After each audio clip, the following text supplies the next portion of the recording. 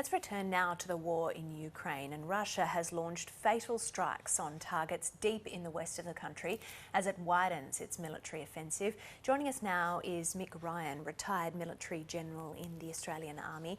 Mick Ryan, it's great to have you on the program this morning. Russia is claiming that it has evidence that the US has been helping develop biological weapons in Ukraine. That has been fiercely shut down by Western powers. What do you think is behind these claims?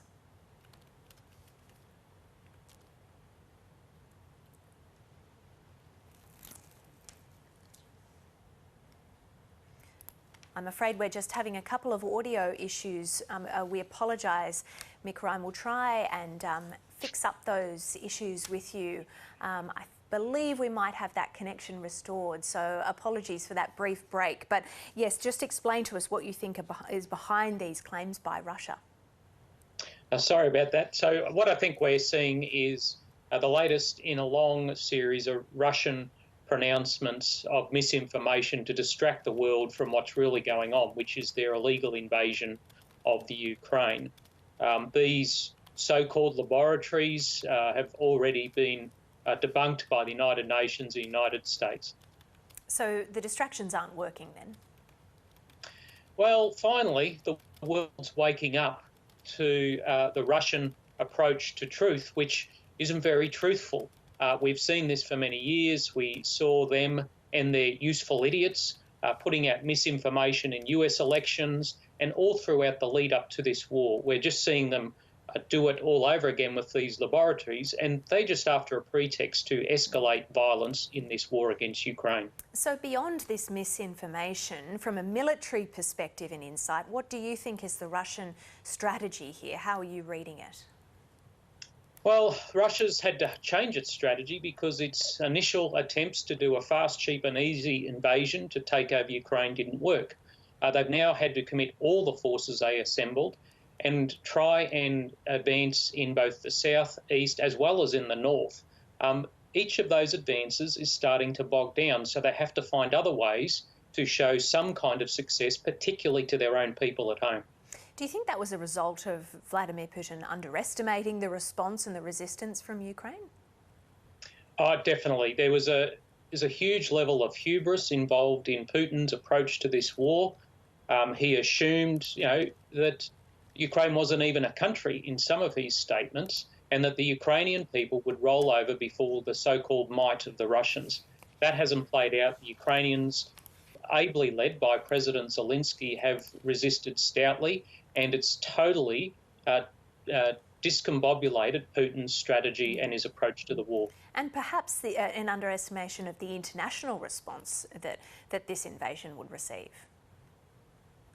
Yeah, I think until now the West has done pretty well in coming behind Ukraine and bringing forward a whole lot of lethal and non-lethal aid. The sanctions regime, we see the United States today disconnecting Russia from most favoured trading nation status. So there's a lot going on, but this has to be sustained by the West. And at some point, the West is going to have to make a decision. Will it actually help Ukraine on the ground? It's not there yet, but the Russians may do something that will force NATO and the United States to act. What might that be?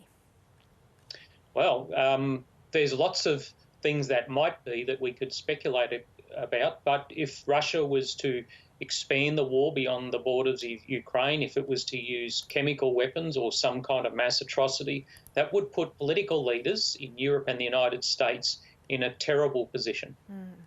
I want to talk to you as well about leadership during this war, and we've got the contrast between Russia's leader Vladimir Putin and Ukraine's leader Volodymyr Zelensky. There's a huge contrast between their styles and the response that we've seen to those two examples of leadership. What difference do you think that's making here? Well, it's an extraordinary contrast, isn't it? On the one hand, you have an ageing autocrat who's been in charge of Russia for 2 decades, who sits at the end of these long tables perched like a ageing eagle, and doesn't have a wide variety of inputs in his decisions. On the other hand, you have this new leader in President Zelensky, a former comedian and Dancing with the Stars contestant, who has unified his people. He's provided steel to the backbone of his soldiers and the civilians of Ukraine, and also built an international coalition to support his country. It's just been an amazing contrast, and I think that most Western leaders now will be looking at themselves in the mirror and giving themselves a Zelensky test. Yes, I've heard that said as well, that I wonder what's going through the heads of some other international leaders. Just finally, what do you expect to see in the coming days and in the coming week ahead in this conflict? I think it's going to continue to get more violent. We're going to see more destruction. The Russians have obviously bogged down in some of their advances. They're seeking to expand the war out into the west to try and intercept Western aid. There's a real risk there that they may kill or destroy third-party participants here, and that could unnecessarily expand this war. Right. Major General Mick Ryan, it's great to have you on the program this morning. Thanks very much for your time. Thank you.